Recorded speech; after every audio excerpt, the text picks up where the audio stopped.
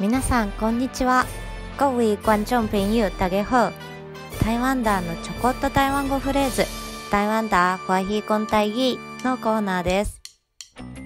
今回は恋声の近畿についての台湾語です。恋声は台湾のお盆のようなもので、毎年農暦の7月から1ヶ月間、鬼門が開いて霊が人間界へやってくる時期とされています。この時期にはいろんな禁忌、つまりやってはいけないことがあります。それでは早速ご紹介しましょう。半暝寝衫、半夜晒衣。夜中に洗濯物を干す。服が人間の形をしているし、しっとり濡れているから霊が取り付きやすいんだそうですよ。口舌啊，吹口哨。口笛を吹く。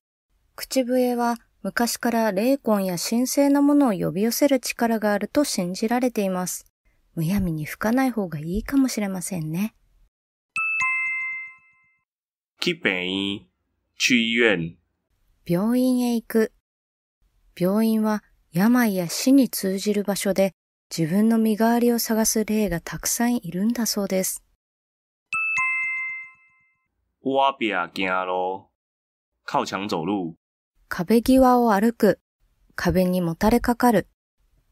壁にはもうぴゃくいというお化けが住んでいて、人を驚かすのだそう。ちょっぴり気をつけてみてくださいね。黑白翕相、乱拍照。むやみに写真を撮る。写真にはうろうろしている霊が映り込みやすいんだそうです。自撮りをしただけなのに他の誰かが映っていたら、ちょっとゾッとしますね。去海边、去海边。海や川へ行く。海や川には水難事故で亡くなった人、水鬼がいて、自分の身代わりを探しているんだそうです。足を引っ張られたりするらしいので、ご用心。買厝搬厝、買屋搬家。家を買う、引っ越しをする。荷造りの際、霊を箱詰めしてしまい、新居に招いてしまうことになりかねないそうです。坐尾班車、坐末班車。終電、終バスに乗る。夜の11時から12時ぐらいは、霊が一番うようよしている時間帯。隣に座った人をよく見たらお化けだったりするかもしれません。摸人肩胛頭、拍人肩膀。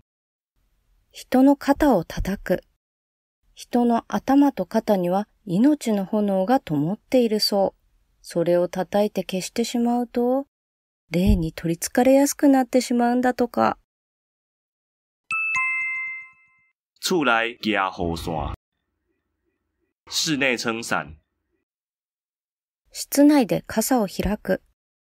外で傘を閉じるとき、霊を巻き込んでしまい、そしてそれを室内に解き放ってしまうかもしれないんだそうです。いかがでしたか？この他にも恋声の禁忌はいろいろあるので、ぜひ探してみてくださいね。それではまた次回もお楽しみに。感謝大家收看。再会。